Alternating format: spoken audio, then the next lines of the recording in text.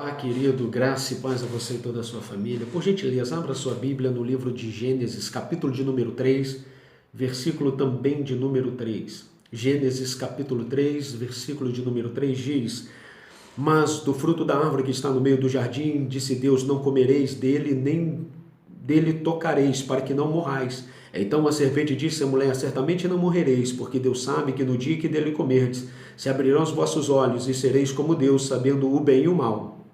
E viu a mulher que aquela árvore era boa para se comer e agradável aos olhos, e árvore desejável para dar entendimento. Tomou do seu fruto e comeu, e deu também a seu marido, e ele comeu com ela. Amém? Amado, que o Senhor possa me usar como instrumento dele para a sua vida. Amado, existe uma máxima no mundo que diz que sábio é aquele que aprende com os erros dos outros. E eu gostaria que nesse momento isso fosse uma verdade para mim e para você. E nós pudéssemos aprender com os erros dos antepassados, principalmente Adão e Eva, para não cometermos os mesmos erros e, por consequência, sofrer as mesmas punições.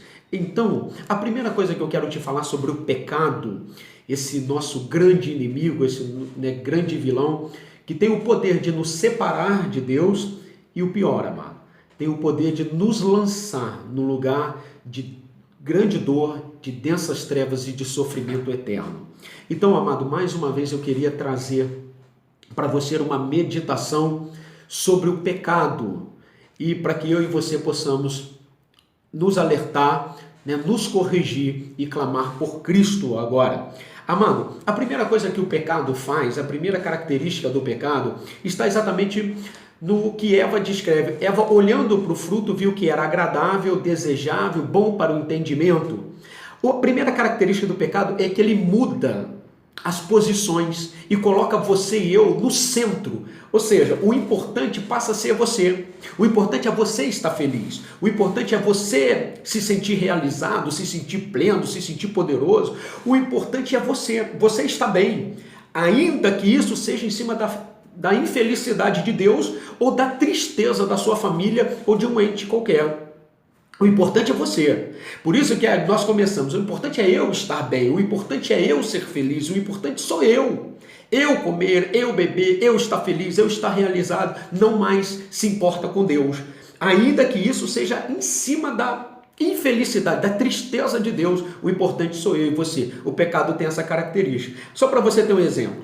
Às vezes, amado, você pensa assim, não, eu preciso beber porque beber me deixa feliz, eu usar minha droga, isso me deixa feliz, aí eu fico em paz, eu fico feliz, é meu refúgio, mesmo em cima da infelicidade da sua família, mesmo sabendo que aquele dinheiro vai fazer com que os teus filhos passem necessidade, porque não é mais eles. O pecado faz isso, o pecado ele inverte posições, e aí, agora o importante é você. Se eu estiver bem, não importa o resto, não importa o mundo, o importante sou eu. O importante é eu estar bem, o importante é eu estar feliz, ainda que uma igreja, ainda que a minha família, ainda que meu trabalho esteja perdido, ainda que Deus esteja sendo ridicularizado, o importante sou eu.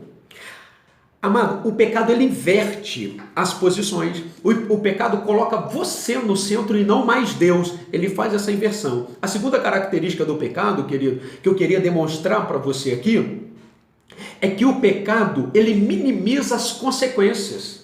Sabe, o pecado ele tem uma característica marcante de minimizar a consequência. As pessoas têm o hábito de dizer assim, você viu que Eva, ali a serpente disse para ela, não, claro que não morrereis, não é tão grave assim. As pessoas começam a dizer, pastor, o senhor acha mesmo que Deus vai me mandar para o inferno por causa de um copinho de cerveja? Por causa de um cigarrinho? Por causa de uma carreirinha de cocaína? Por causa de uma mentirinha? A gente começa a minimizar. Ei, querido, deixa eu te dizer um negócio. A gente não conhece Deus, a gente está brincando. Ei, não foi o fruto que Eva pegou que fez a ira de Deus se acender, não. O juízo de Deus vir, não. Não foi o fruto, não. Você pode considerar banana, jaca, maçã, qualquer fruto. Não foi ele, não. Não foi o fato dela pegar um fruto. Não é aquele fruto que era o pecado. Você sabe, o pegar o fruto, amado, leva para Deus uma outra linguagem. Sabe qual é? Desobediência. Não é um copinho de cerveja. Isso é muito fraco, isso é muito banal, irmão. Não é um copinho de cerveja, não é um cigarrinho, não é uma mentirinha, não. É a desobediência. Sabe por quê? Deixa eu te falar como é que Deus interpretou a desobediência de Eva. Deus tem onisciência, Ele sabe de todas as coisas. Aí Ele vai e fala para mim e para você, ó, não faça. Não faça isso, não faça aquilo, não faça isso, não faça desse jeito. Aí você vai lá e faz. Sabe como é que Deus interpreta isso? Mais ou menos assim, ó, Deus, o que o Senhor pensa, eu não estou nem aí. Ó, eu estou desprezando o que o Senhor acha, o que o Senhor pensa, o que o Senhor deseja. Segunda coisa, ó, deixa eu dizer um negócio. Eu não reconheço o Senhor como Deus. Eu não reconheço a autoridade. O Senhor não tem o senhorio na minha vida. O Senhor não reina, não manda na minha vida. É assim que Deus interpreta o pecado. Porque Ele tem toda a ciência, deu uma ordem para você e você diz assim, olha, eu não reconheço isso, eu desprezo isso, eu rejeito isso, eu ridicularizo essa soberania do Senhor, essa santidade. O pecado, amado, não está na coisa que você pega, naquilo que você faz, está na desobediência, está quando você se acha autossuficiente e senhor de você mesmo.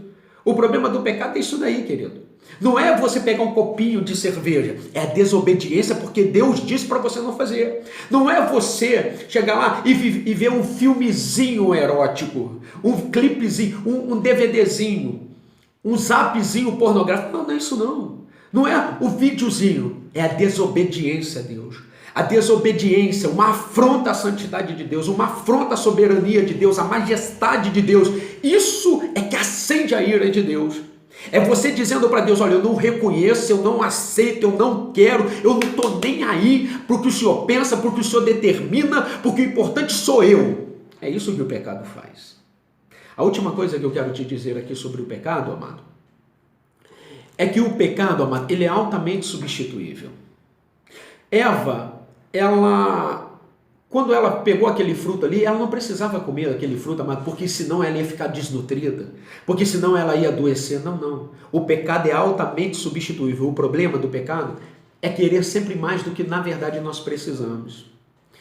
Eva, ela tinha frutos ali a perder de vista e a de se contar. Então ela não ia ficar doente, ela não ia ficar desnutrida se ela não comesse daquela fruta. Não, irmão. O pecado é altamente substituível. Deixa eu te dizer, dá para viver sem prostituição. Dá para viver sem bebida, dá para viver sem mentira. Dá para viver sem fornicação, dá para você viver sem a pornografia. O pecado é altamente substituível. Ele não vai fazer falta nenhuma na sua vida e na minha. Dá para viver sem mentira, irmão. Dá para viver sem corrupção. Dá para viver, irmão. Dá para viver sem o seu pecado. Dá para viver sem essa raiva. Dá para viver sem roubar, sem matar. Dá para viver, irmão. Porque o pecado é altamente substituível. Amado, eu vou terminar para não ficar longo aqui o meu vídeo, mas existem pessoas que dizem, poxa, Deus colocou uma árvore lá no meio do jardim, sabendo que Eva ia pecar, Adão e Eva ia pecar. Poxa, Deus não foi muito maldade, Ele não está tentando, querido. Deus não colocou lá para tentar a mulher ou o homem, não. Para chegar ali e fazer com que eles caiam. Deus colocou a árvore no meio do jardim para mostrar uma coisa, que nós temos que ter limite nessa vida. O pecado, ele tira limite, você acha que você pode tudo.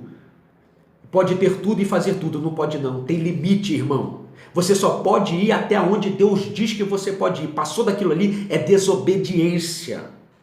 É rejeitar a autoridade de Deus. Você tem que ter limite, eu e você temos que ter limite. O pecado tira o limite e nós achamos que podemos falar como queremos, se portar como querer, fazer o que desejar. Não pode não, querido. O ser humano tem que ter limite, e o limite é estabelecido por Deus. Deus é que diz aonde você vai, quando você vai e como você pode ir e com quem pode ir. Tem limite na vida. Você não pode ter tudo, você não pode fazer tudo. Que Deus abençoe a mim e a você, que possamos entender que temos limite e que o importante é Deus. E mais uma vez eu reforço, Deus abençoe você, Deus abençoe a nossa nação, que Deus tenha misericórdia do mundo. Fique com Deus, que Deus abençoe você.